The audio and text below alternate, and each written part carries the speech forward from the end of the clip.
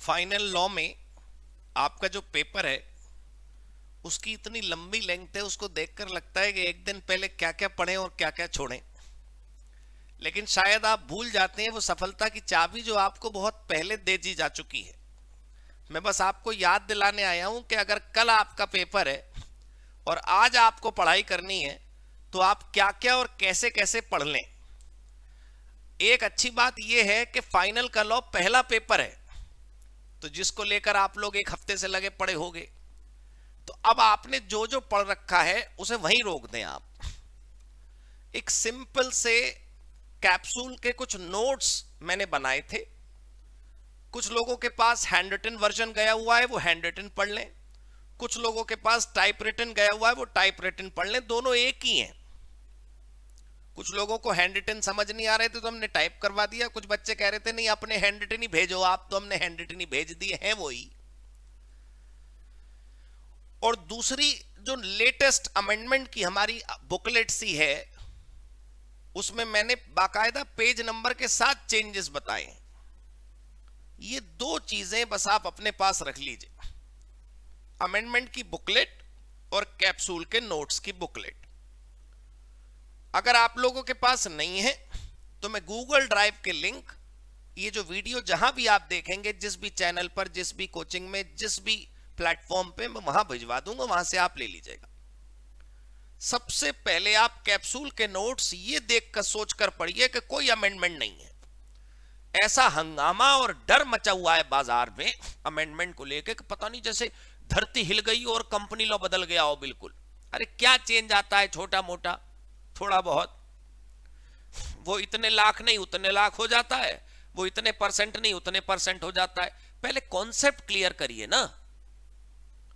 ठीक है, पहले हैंड रिटन नोट्स या कैप्सूल नोट जैसे भी आपके पास है वो पढ़िएगा पहले, और उसके बाद अमेंडमेंट चेक कर लीजिएगा कि भाई ये फलाने फलाने जगह चेंजेस है, मैंने चेंज अपडेट कर लिया अपने पास के नहीं कर लिए, बस। इसके बाद आप 100% तैयार है फाइनल लॉ के लिए। आपको याद दिला दूं कि आप पेपर शायद पहली बार दे रहे हैं, मैं पहली बार पेपर नहीं दिलवा रहा आपसे। सिर्फ इतना पढ़कर जाने से आपके पूरे नंबर आ सकते हैं 60+। अब इस पर भरोसा करना आपको चाहिए। न कर सकें तो कम से कम सीरियल ऑर्डर तो मेरा फॉलो कर लीजिए। कैसे? ये देखिए, कंपनी लॉ के चैप्टर्स को 3 भागों में मैंने बांटा है। सबसे पहले स्मॉल चैप्टर्स, सबसे पहले इनको करिए। ये वो चैप्टर है बच्चा जिनका बिल्कुल इज्जत नहीं करता, आप तो करते हैं सामान्य बालक। इन चैप्टर्स को बच्चे डायरेक्टर के बाद पढ़ते हैं। क्यों भाई? ये छुटपुटिया चैप्टर है, 2-2 3-3 पन्ने के हैं सर मेरे नोट्स। अगर आप फुल नोट्स भी पढ़ोगे, मैं तो कैप्सूल की बात कर रहा हूं, उसमें तो एक एक पन्ने में है। एक पन्ने में डिविडेंड, एक पन्ने में डिपॉजिट, और ढूंढ के बताइए वो प्रोविजन जो कैप्सूल में ना हो। तो क्या करना है? खैर, आपको डिपॉजिट पढ़ना है पहले, फिर डिविडेंड, फिर ऑपरेशन, फिर अमालगमेशन, फिर ऑफेंसेस। इतने में ही 20 नंबर आ गए आपके। आप मानो मत मानो, छुटपुटिया चैप्टर है। इसके बाद थोड़े मॉडरेट साइज के चैप्टर्स हैं, थोड़े से बड़े हैं, बहुत बड़े नहीं हैं, 60-60 70-70 पेजेस के नहीं है, हाँ 20-25 पेजेस के तो हैं अगर फुल नोट्स पढ़ोगे तो। कैप्सूल पढ़ोगे तो ये भी 2-2 पन्नों में निपट लेंगे। Accounts, audit, inspection, NCLT, NCLAT, foreign company. उसके बाद आते हैं ये तीनों चैप्टर। ये विशाल काय हैं, लेकिन ये राक्षस थोड़ी हैं। इनसे पेपर में अच्छा आता है, लेकिन पता है अच्छे का मतलब 50 नंबर थोड़ी है। तो इनकी इज्जत करनी है, लेकिन इतना नहीं कि भाई इन्हीं की प्यार में डूब जाओ और कुछ ना पढ़ो। इनकॉर्पोरेशन, डायरेक्टर्स और वाइंडिंग अप। ठीक है दोस्तों, ये पढ़ लो। देखो मैं फिर बता रहा हूं, मेरे पास कोई फ्लो चार्ट तो है नहीं, कोई सुंदर सुंदर रंगीन किताबें नहीं मेरे पास। बिल्कुल सादे नीले और काले रंग से लिखे हुए जो हैंड रिटन नोट्स है ना मेरे सर, वो कमाल कमाल कमाल करते हैं पेपर में। मैं ये नहीं कह रहा आप अपनी लाइफ के साथ एक्सपेरिमेंट करिए, लेकिन मेरे वादे पर आप बिल्कुल विश्वास कर सकते हैं, पेपर में इसी से आएगा और कहीं से नहीं आएगा। अब बात रही इसकी, अलाइड लॉ आता है ना, बचा हुआ 50 नंबर। उसमें से सबसे पहले तुम सीजीसीएसआर करो, सबसे पहले सीजीसीएसआर करो, गारंटी। स्टडी मैट से मत करना, नहीं वो बहुत अच्छा लिखा है स्टडी मेट, वो तो टॉप है बिल्कुल, लेकिन हमें टॉप नंबर चाहिए नहीं, हम 60 प्लस में बहुत खुश हैं। मेरे हैंड रिटन नोट्स या मेरा कैप्सूल। फिर आईबीसी में ना एक नई चीज जो पिछले सेशन में ही आ गई थी, आपको याद होगा, PPIRP, pre packaged insolvency resolution process. सबसे पहले तुम इसे पढ़ना। जो छोटी कंपनियां हैं उनका ना फास्ट ट्रैक इंसॉल्वेंसी रेजोल्यूशन करती है सरकार आजकल, तो पीपीआईआरपी का प्रोसेस पढ़ के जाना देखो। फिर बचा हुआ आईबीसी पढ़ लेना। और अंत में जब अलाइड लॉ पर आओगे तो पहले इंश्योरेंस पढ़नी है, फिर फेमा, फिर कंपटीशन, फिर बैंकिंग लॉ और फिर सेबी। सबसे अंत में पढ़ना है सेबी। बच्चा कह रहा सेबी बड़ा इंपॉर्टेंट है, मैं तो पहले पढ़ूंगा। मैं मना कर रहा हूं ना, अंत में पढ़नी है सेबी, बात खत्म।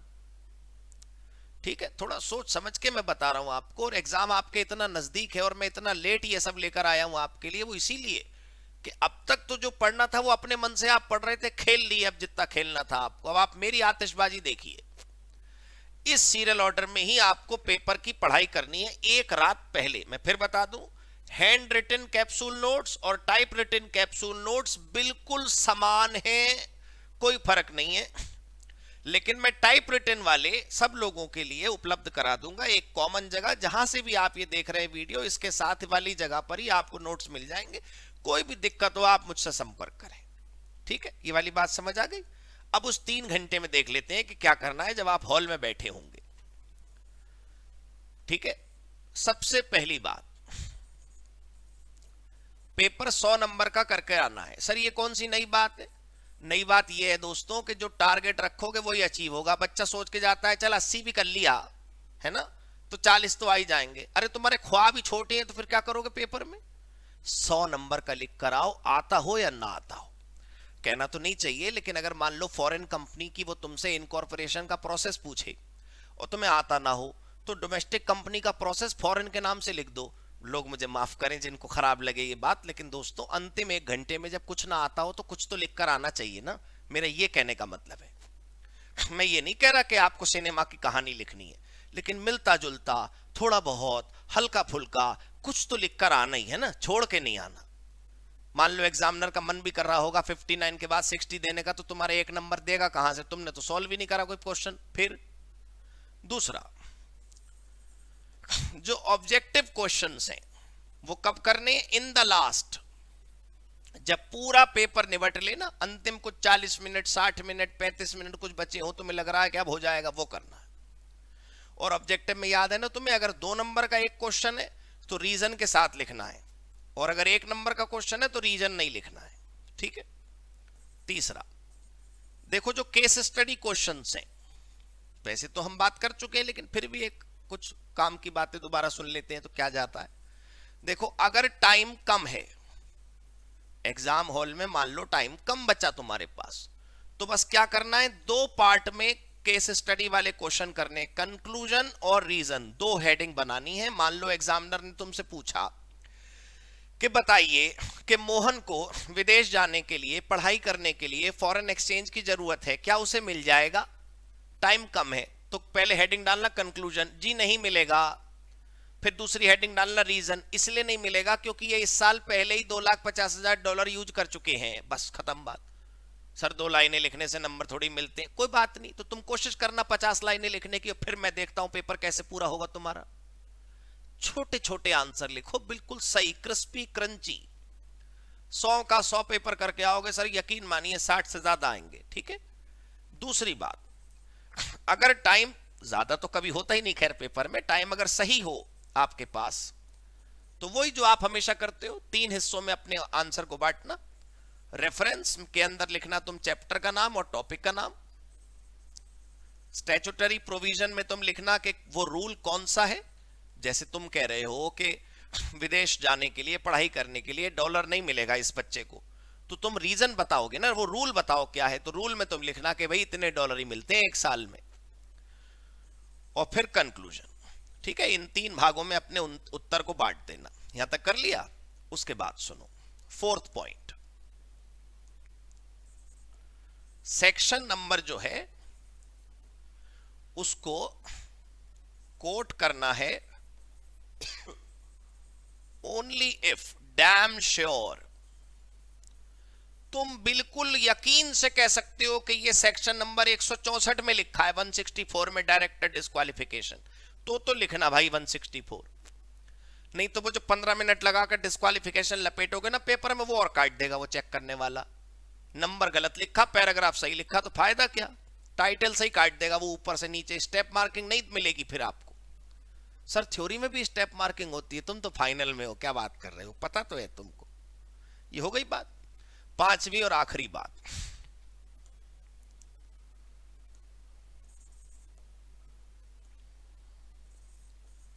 Right in small sentences.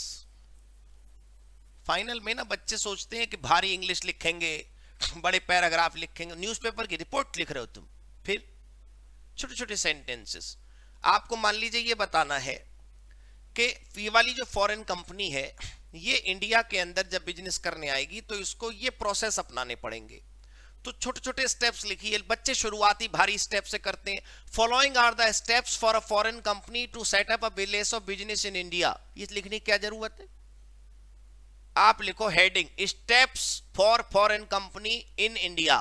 Point 1 RBI approval necessary, full stop, इजेएमआर लगाया ही नहीं मैंने।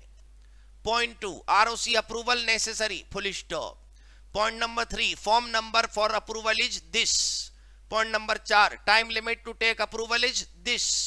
Point number 5 expiry of the time limit approval is this. छोटे छोटे वाक्य, ऐसे समझो जैसे तुम विदेश में खड़े हो और अंग्रेजी आती नहीं, तो छोटे छोटे शब्द बोलो, छोटे छोटे शब्द, छोटे छोटे वाक्य, गलती नहीं होगी। मैं तुम्हारी अंग्रेजी पे शक नहीं कर रहा, मैं प्रेशर को रिलीज करवाना चाहता हूं, डर को खत्म करवाना चाहता हूं। एग्जाम हॉल में एक तो पहला पेपर होता है लॉ, दूसरा है एफएम। बच्चा एफएम का पेपर नहीं देने जाता क्योंकि लॉ का खराब हो गया, बताओ यार। तो तुम थोड़ा सा इन बातों का ध्यान रखना, पेपर में कोई गलती नहीं होगी तुमसे, ठीक है। मैं थोड़ा सा इसको कम जूम कर देता हूं, तुम अगर फोटो वोटो खींचना चाहो तो खींच लो या स्क्रीनशॉट ले लो। ये पांचों बातें एग्जाम हॉल के अंदर ध्यान रखनी है। और पढ़ते समय एक दिन पहले जो तैयारी करते हो तुम फाइनल लॉ की, उसको इस प्रकार तैयार करना है, ठीक है भाई। चलो, God bless you, good luck for the exam, thank you so much, सब अच्छा होगा, ठीक है।